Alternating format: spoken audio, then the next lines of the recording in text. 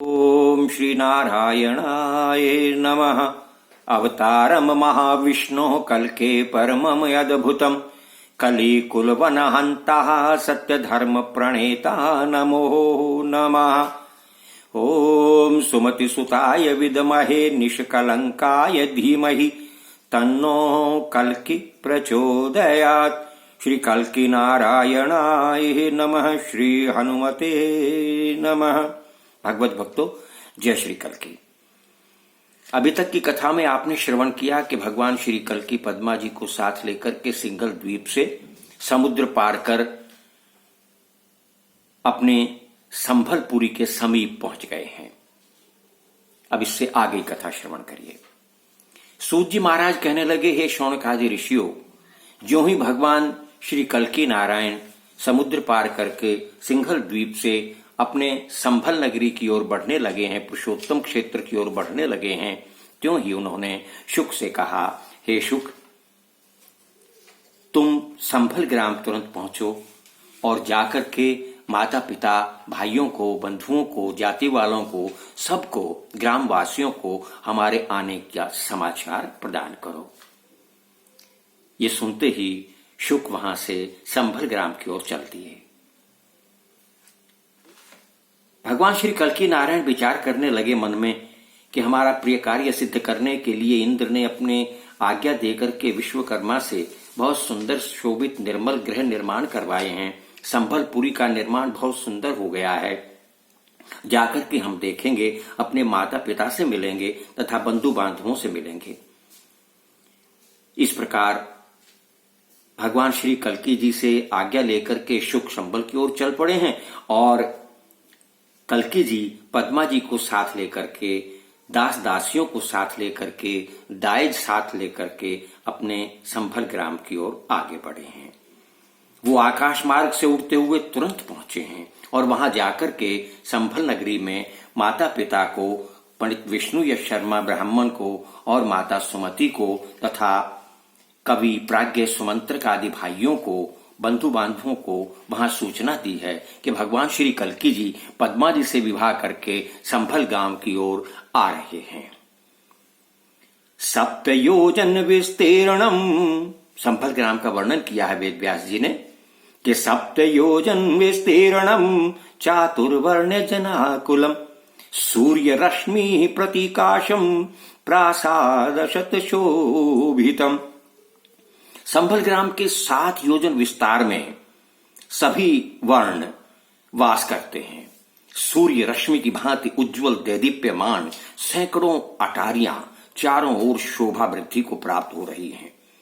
सब ऋतुओं में सुखदायक रमणीय संभल ग्राम को देख करके शुक ने विवल होकर के प्रवेश किया। अच्छा, ये हमारा संभल ग्राम है।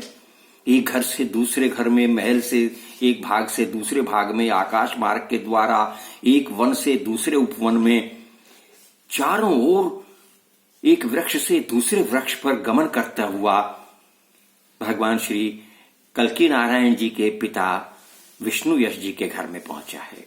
शुक स विष्णु यश सह सदनम मुदितो व्रजत तम गत्वा रुचिरालापै कथित्वा प्रिया कथा। वहां जाकर शुक जी ने विष्णु यश जी के सामने विनय की है, हे परमपिता श्री कल्कि नारायण जी के पिता श्री विष्णु यश जी,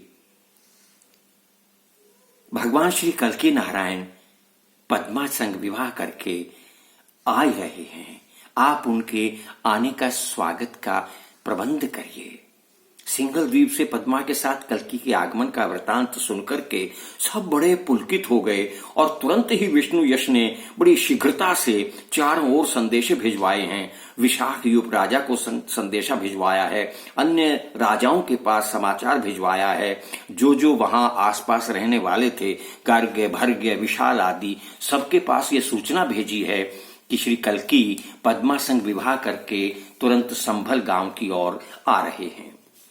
हर काला गुरु सुगंधा दीप माला रक्षते कुसुमैः सुकुमारैश्च रम्भापूगफलान्वितैः शुशुभैः शम्भलग्रामौ विबुधा नाम मनोहर। दीपमाला, मनोहर सुगंधित पुष्पमाला, अगर तगर आदि सुगंधित द्रव्य, केले, पूंगी फल, नवपल्लव, अक्षत और तांबूल पत्र आदि से संभल ग्राम सुशोभित होकर के देवताओं की मनोहर छटा दर्शाने लगा है, जैसे देवलोक संभल ग्राम ही बन गया है। परम सुंदर ललनाएं, लोचन के आनंद मंदर कल्कि जी भयानक सेना के साथ लेकर के, बड़ी विशाल सेना को साथ लेकर के नगर में प्रवेश करने लगे हैं। और पद्मया सहित पित्रौ पदयोः प्रणतोपतत् सुमतिर्मुदितः पुत्रं स्नुषां शक्रं शचीमिव दद्रशे त्वं रावत्यां पूर्णकामादितिः सत्विः। कल्कि जी ने पद्मा सहित वहां पहुंच करके घोड़े से उतर करके माता पिता के चरणों में दंडवत प्रणाम किया है।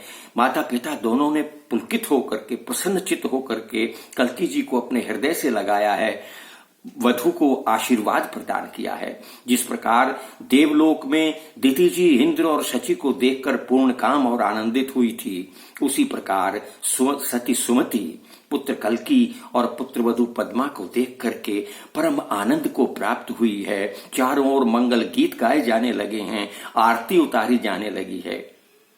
कल के वक्तों, आज के एपिसोड में इतना ही। आ गई कथा अगले एपिसोड में, तब तक के लिए जय श्री कल्कि, जय श्री हनुमान।